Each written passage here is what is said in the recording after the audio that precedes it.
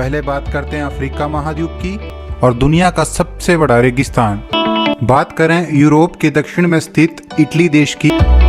तुर्की को तुर्की के नाम से जाना जाएगा। नमस्कार दोस्तों, मैं हूं विपिन और देखो सीखो एजुकेशन में आपका फिर से स्वागत है। आज हम जियोग्राफी के एक और टॉपिक पर वीडियो लेकर आए हैं और इस वीडियो पे चलने से पहले हम जियोग्राफी के नॉर्थ अमेरिका और साउथ अमेरिका कॉन्टिनेंट्स को कंप्लीट कर चुके हैं। अगर अभी तक आपने वो वीडियो नहीं देखी है तो आई बटन पे क्लिक करके पहले उस वीडियो को जरूर देख लें। आज हम अर्थ के दो इम्पोर्टेंट कॉन्टिनेंट्स अफ्रीका और यूरेशिया के कुछ महत्वपूर्ण तथ्यों पर चर्चा करेंगे। बात करें यूरेशिया की तो यह कॉन्टिनेंट्स यूरोप और एशिया को मिलाकर बना है। पहले बात करते हैं अफ्रीका महाद्वीप की। एशिया के बाद अफ्रीका दुनिया का दूसरा सबसे बड़ा और दूसरा सबसे अधिक आबादी वाला महाद्वीप है। बात करें अफ्रीका महाद्वीप की तो सभी महाद्वीपों में यह सबसे उष्णकटिबंधीय महाद्वीप है और दुनिया का सबसे बड़ा रेगिस्तान जो कि सहारा रेगिस्तान है वो भी अफ्रीका महाद्वीप में स्थित है।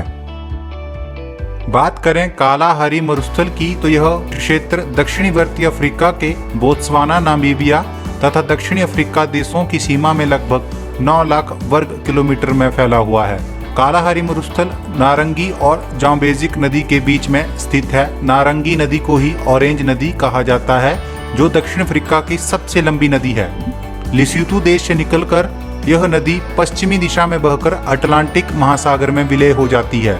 जाम्बेजी नदी अफ्रीका की चौथी सबसे लंबी नदी है। हिंद महासागर में गिरने वाली सबसे बड़ी अफ्रीकी नदी है। इस नदी पर 50 मीटर ऊंचा विक्टोरिया जलप्रपात स्थित है। बात करें ट्रॉपिक ऑफ कैप्रिकॉर्न की यानी कि मकर रेखा की तो यह रेखा दक्षिण अमेरिका, अफ्रीका और ऑस्ट्रेलिया के महाद्वीपों से होकर गुजरती है। लिम्पोपो नदी मकर रेखा को 2 बार पार करने वाली एकमात्र नदी है। यह नदी बोत्सवाना और दक्षिण अफ्रीका की सीमा से निकलती है। यह मरिक्को और क्रोकोडाइल नाम की 2 नदियों के संगम से बनती है। लिम्पोपो नदी को घड़ियाल नदी कहकर भी संबोधित किया जाता है। यह नदी 4 देशों दक्षिण अफ्रीका, बोत्सवाना, जिम्बाब्वे और मोजाम्बिक से होकर गुजरती है।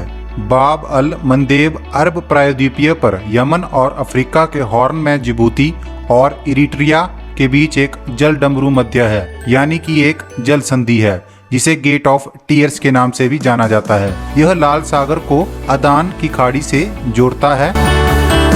3 बिंदु जहां अफ्रीका लगभग यूरेशिया को छूता है वो हैं जिब्राल्टर, स्वेज और बाब अल मंदेब। अफ्रीका में खनिज तेलों का प्रमुख उत्पादक कहाँ है तो यह नाइजीरिया में है।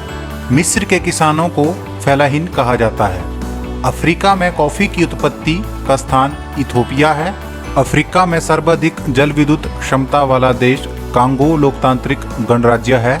अफ्रीका महाद्वीप का अंतर्देशीय जल निकासी 4 झील है। अंतर्देशीय जल निकासी वह जल निकासी है जिसमें नदियां किसी महासागर या समुद्र तक नहीं पहुंचती हैं बल्कि एक झील ही अंतर्देशीय समुद्र में अपना पानी खाली कर देती है। बात करते हैं यूरेशिया महाद्वीप की जो यूरोप और एशिया को मिलाकर बना है। बात करें यूरोप की नदियों की तो यूरोप की सबसे लंबी नदी वोल्गा नदी है। वोल्गा का पानी वल्दाई अपलैंड के क्षेत्र में उत्पन्न होता है। वल्दाई पहाड़ी पर 665 फुट ऊंचाई पर स्थित स्रोत से निकलकर यह नदी 1300 मील लंबे घुमावदार मार्गों से होती हुई कैस्पियन सागर में गिरती है। बात करें यूरोप के दक्षिण में स्थित इटली देश की तो इटली का मैनचेस्टर किस शहर को कहा जाता है तो यह मिलान को इटली का मैनचेस्टर कहा जाता है। इटली का डेट्रॉइट किसे कहा जाता है? इटली का डेट्रॉइट ट्यूरिन शहर को कहा जाता है। मॉस्को दुनिया के सबसे बड़े देश की राजधानी और सबसे बड़ा शहर है। शहर मध्य रूस में मोस्कवा नदी पर स्थित है। इस शहर को 5 बंदरगाहों का शहर भी कहा जाता है। कोपेनहेगन डेनमार्क की राजधानी और सबसे अधिक आबादी वाला शहर है। इस शहर को the key to the Baltic के रूप में भी जाना जाता है। बात करें जर्मनी का शहर जो कला और संस्कृति का केंद्र है तो यह शहर म्यूनिख है। लेबनान पश्चिमी एशिया का एक देश है। यह उत्तर और पूर्व में सीरिया और दक्षिण में इजराइल के बीच स्थित है। लेबनान को मध्य पूर्व का स्विट्जरलैंड भी कहा जाता है। बात करें लेबनान की राजधानी बेरूत की, तो यह सबसे बड़ा शहर है। बेरूत को 5000 साल से भी अधिक समय पहले बसाया गया था और यह क्षेत्र बहुत लंबे समय तक बसा हुआ था। इस शहर को पूर्व का पेरिस भी कहा जाता है। बात करें एशिया के 2 देश जो आंशिक रूप से यूरोप में भी हैं, कहने का तात्पर्य है जो एशिया में भी है और यूरोप में भी, तो यह तुर्की और रूस है। बात करें तुर्की की, तो इसे सिक मैन ऑफ यूरोप के नाम से जाना जाता है। तुर्की के राष्ट्रपति रेचेप तय्यप एर्दोगान ने अपने देश तुर्की का नाम बदल दिया है। अब तुर्की को तुर्की के नाम से जाना जाएगा। यूरोप के एकमात्र रेशेदार फसल जिसका उपयोग लिनेन बनाने के लिए किया जाता है, तो यह फ्लैक्स है। पायरेनीस पर्वत फ्रांस और स्पेन के बीच की सीमा बनाने वाला पर्वत है।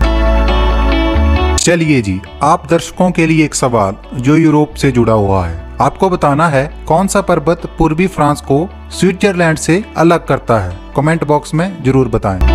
ऐसे 3 कॉमनवेल्थ ऑफ इंडिपेंडेंट स्टेट्स देश जिन्हें बाल्टिक राज्यों के रूप में जाना जाता है, यह है एस्टोनिया, लिथुआनिया और लताविया। बात करें जॉर्डन की, तो यह 7 पहाड़ियों की भूमि के नाम से जाना जाता है।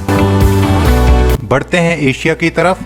बात करते हैं चीन देश की, तो चीन की इस्पात राजधानी से किस शहर को जाना जाता है? चीन के लियोनिंग प्रांत में तीसरा सबसे बड़ा प्रांत स्तर का यह अनशन शहर है जिसे चीन की इस्पात राजधानी कहा जाता है। बात करें दुनिया का सबसे बड़ा गैर राजधानी शहर कौन सा है, तो यह शंघाई है जिसे दुनिया का सबसे बड़ा गैर राजधानी शहर कहा जाता है। दुनिया का सबसे लंबा कृत्रिम मार्ग कौन सा है, तो यह ग्रांड कैनाल है जिसकी कुल लंबाई 1776 किलोमीटर है और यह बीजिंग से नानजिंग है। बात करते हैं जापान के शहर ओसाका की। ओसाका को जापान का मैनचेस्टर कहा जाता है। ऐसा इसलिए कहा जाता है क्योंकि यह जापान का एक महत्वपूर्ण कपड़ा केंद्र है। नहरों का देश पाकिस्तान। पाकिस्तान का सबसे बड़ा बांध जो झेलम नदी पर बना है उसका नाम मंगला बांध है।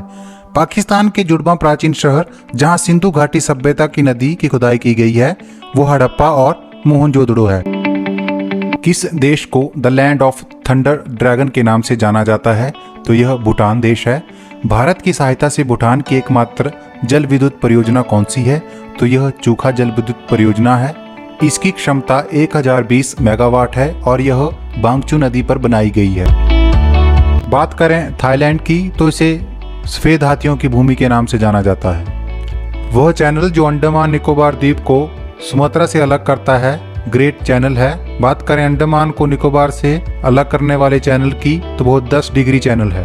बात करें चावल के कटोरे की, तो फिलीपींस का वो कौन सा द्वीप है जिसे चावल के कटोरे के नाम से जाना जाता है, तो यह है लुजोन आइलैंड।